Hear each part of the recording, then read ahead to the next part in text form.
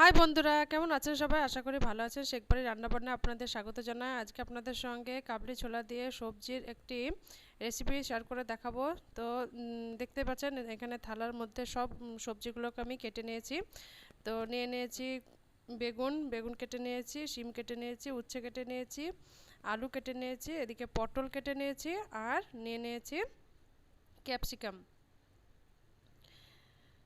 তো সব সবজিগুলোকে আমি কেটে ধুয়ে পরিষ্কার করে নিয়েছি।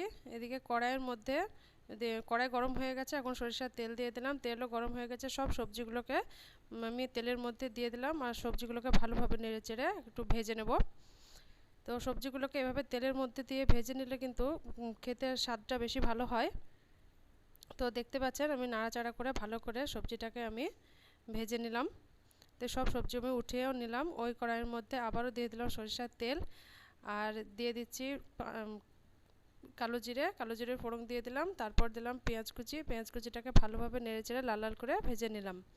এই পর্যায়ে আমি দিয়ে দিলাম টমেটো কুচি। তো টমেটো কুচিগুলোকেও পেঁয়াজের সঙ্গে ভালো করে একটু নাড়াচাড়া করে নিলাম।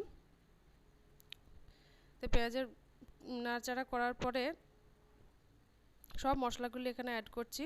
প্রথমে দিয়ে দিলাম হলুদ গুঁড়ো, লঙ্কা গুঁড়ো, তারপর জিরে গুঁড়ো, ধনে গুঁড়ো, স্বাদ মতো লবণ আর সামান্য একটু জল দিয়ে ভালো করে কষিয়ে নিচ্ছি।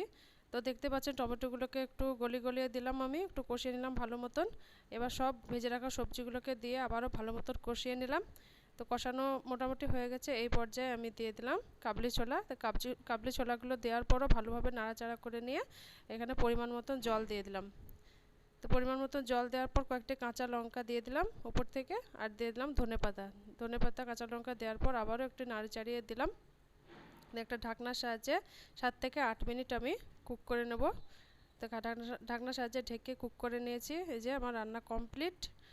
তো কেমন লাগলো রেসিপিটা কমেন্ট করে জানাবেন, আর যদি ভালো লাগে একটা লাইক করে দেবেন, সাথে রান্নাটিকে শেয়ার করে দেবেন, আর আমার চ্যানেলটিকে সাবস্ক্রাইব করে বেল আইকনটি প্রেস করে দেবেন, যাতে আমার নতুন নতুন ভিডিও আপলোড করতে আপনাদের কাছে নোটিফিকেশন পৌঁছে যায়। সবাই ভালো থাকবেন, সুস্থ থাকবেন। আজকের মতন বিদায় নিচ্ছি, দেখা হবে পরের ভিডিওতে।